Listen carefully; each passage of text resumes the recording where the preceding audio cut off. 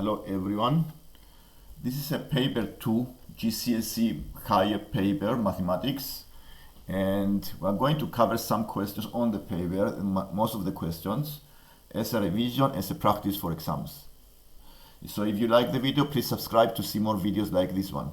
So the exercise I have on the screen is quadratic sequences, and you have 5 numbers and they change. The first difference, they change by different numbers. For example, the first difference is 11, 17, 23, 29. But the second difference is fixed number, which means is an indication, is a quadratic sequence. Once we see it's a quadratic sequence, to find the rule of the sequence, because a quadratic sequence, it follows a quadratic rule, and I have written on the screen the rule, which is an squared plus bn plus c. So what we need to find here is the value of the a is in front of the n squared, the value of the b, and the value of the c. The value of the a is always the second difference divided by 2. So we take the a and make it 3. Then once I found the value of the a, I use the rule as 3n squared plus bn plus c. So what we are going to do next is to prepare a set of simultaneous equations and find the values of the b and the c. So the equations are, as you can see above here on the screen. When the value of the n is 1, I know the first number is 10. So when the n is 1, I replace the n1 here and I make an equation as b plus c is equal to 7. This is one equation I can use. The second equation is to use the second number in the sequence. The second number is 21, and this occurs when the n is 2. So I replace the n with 2, and I found another equation, 2b plus c is 9. Solving these two equations together using the method of simultaneous equations, I can find the values of the b and the c and then replace into the rule. And I found the b is 2, the c is 5, so the rule of this quadratic sequence is 3n squared plus 2n plus 5. The second exercise here, I have a transformation question, and here they ask you to see what type of transformation changes the position of the a into the b. The first thing to notice here, the position of the b is a reflection. It's not exactly the same position as the a. So it's a reflection in the opposite plane. And what we need to do here, because it's an enlargement, you see the size is higher, the b is bigger than the a. So it's an enlargement, and to find the scale factor, we divide two corresponding sides. So I can divide 3 by 2, and then I have 1.5. 1.5, not 15 here. It's 1.5. It's 3 divided by 2. And it's a reflection because you see the shape, it has been reflected, okay, on the here. And so we can say it's an enlargement with scale factor minus 1.5, and we need to find the point of enlargement. The point of enlargement, we found the point of enlargement, the center of enlargement, by connecting corresponding corners, vertices of the two triangles. You see I drew projection lines connecting the corners of the A with the corners of the B, the vertices. And the point where all these corners, all these lines meet is the point of the center of enlargement. So this is the point 1, 1.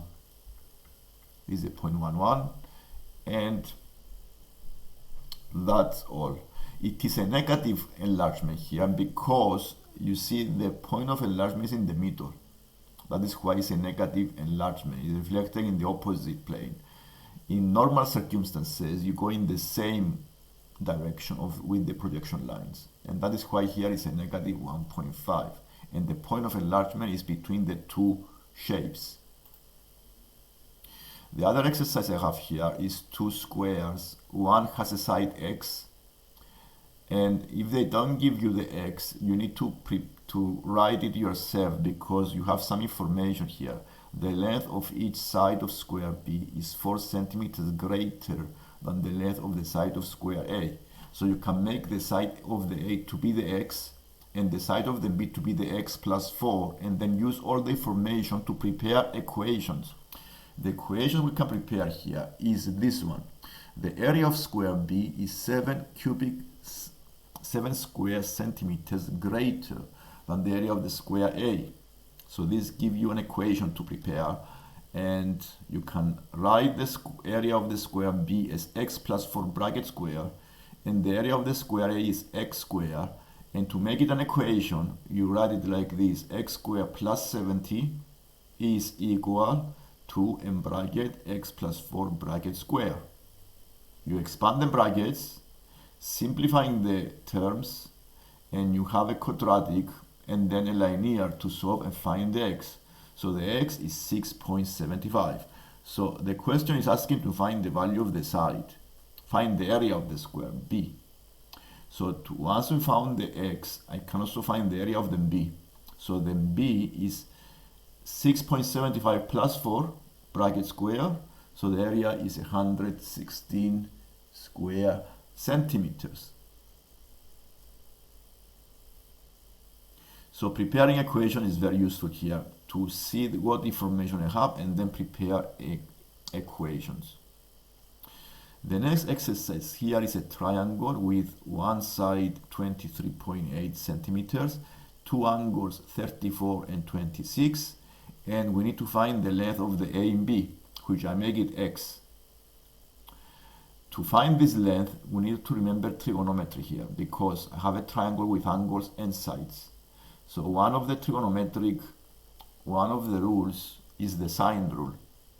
And to find the sine rule, I always take the angle of the opposite side. So I need to find the angle A by using 180 is the total angles. So 120 is A, and then using the sine rule, I have x over sine 34 is equal to 23.8 over sine 120, and this equation help you find the values of the x. So the x is 15.4, rounded to one decimal place.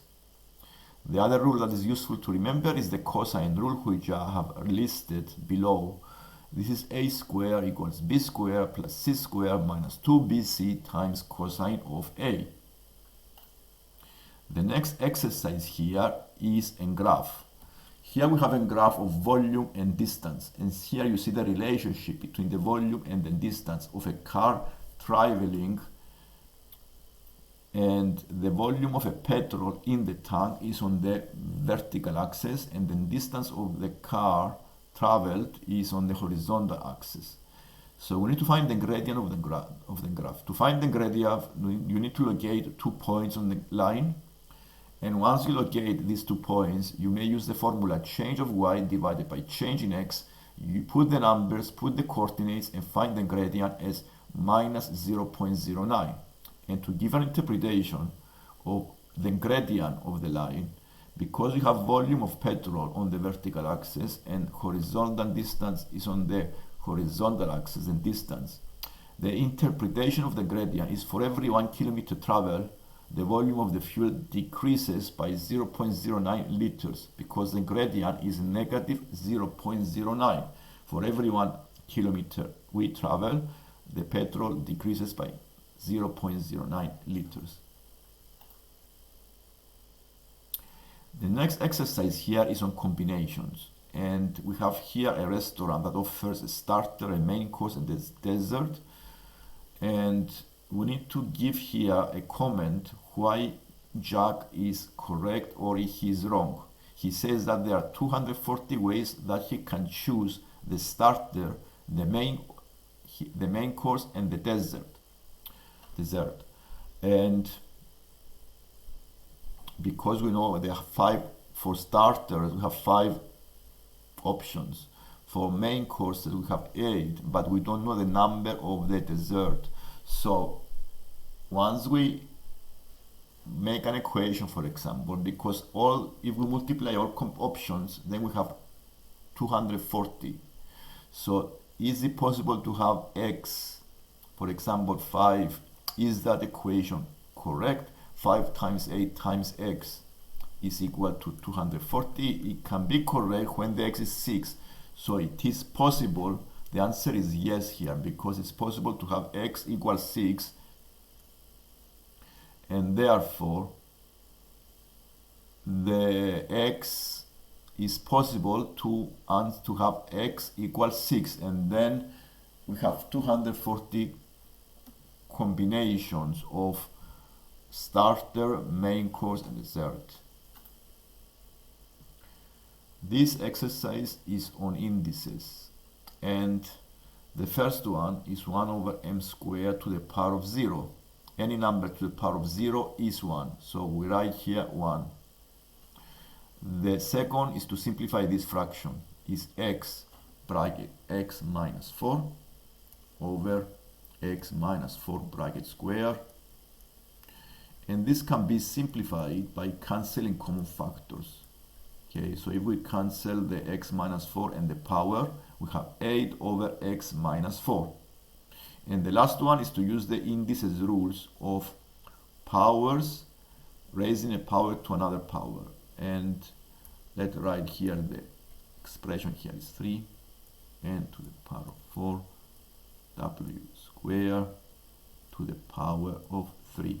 This gives you as 3 to the power of 3 times n to the power of 12 w to the power of 6 by using the rules of indices. This is a box plot that we have statistics of least height, lower quartile, interquartile range, median, and the range. And we need to find two things that it can be wrong on this box plot. One thing is the upper quartile. See, the upper quartile on the box plot is 172, but actually it's 171 because the lower quartile is 154 plus the interquartile range 17 give you the upper quartile. So the lower quartile is 154 plus the interquartile range, which is 17, give you upper quartile 171. And here on the box plot it says 172. So this is wrong. The other thing is the median. The median is, according to the box plot, is 161, and on the table says 162. The next exercise here is percentages, and we need to find the normal price of the laptop after it has been discounted by 5%. He pays 551 and the discount was 5%. The original price we divide here by the multiplier, and the multiplier is 0.95. It's 0.95 because it's 1 minus the percentage. This is the multiplier. And if I want to go back to find the original price, I need to do division. And then find the original price by division is 551. And the second part is to do compounding interest and find the value of an investment after 3 years. Because here we have two different interest rates, one is 2.4 and the other is 1.7%. We need to do separate calculations for each interest rate. The first calculations is using the 2.4% and the multiplier is 1 plus 0.024. This is because the percentage increase. The multiplier is 1 plus. So we times by 6,000, which is the initial investment, and we found the value after a year. And to find the value after 2 years, 2 years ahead, we use the value 6144. We times by the multiplier 1.017, and I make to the power of 2 because I have to go 2 years in the future, and the value is 6354.7. Okay, so it's give you an information. The number 7 here, you have a shape, a right angle triangle, and a quarter of a sector. So we need to find the area of the quarter circle here. To find the area of the quarter circle, we need to know the radius. And the radius is the side CD of the triangle. To find the side CD, we can use trigonometry. Or we cannot use trigonometry, we can use Pythagoras theorem because it's a right angle triangle. And using Pythagoras theorem, you find the radius is root 45, and you may use here the formula 1/4 times pi times 45, because it's root 5 squared, is equal to 11.25 pi for the area of a quarter circle. The next exercise are vectors. To find the difference between the 2a and the 3b vector, first we need to find what is the 2a. The 2a, we multiply the vector by 2. And to find the 3b, we multiply the b by 3. And then subtract the numbers, and we have 6 minus 15 is negative 9. And 4 minus 6 is 4 plus 6 is 10. So this is the vector 2a minus 3b. What you see below is a right angle triangle with one angle 34, hypotenuse is 178, and I want to find the opposite. This type of triangles, we need to use trigonometry, because I want to find the opposite. I have the angle and I have the hypotenuse. So I use the sine 34 equals x over 178. Solving this equation will give you x equals 99.5. And let's go to the Venn diagram. Here the Venn diagram gives you a set of numbers A and the set of numbers B. The set A are the even numbers, the set B is the factors of 10, and you also have the universal set.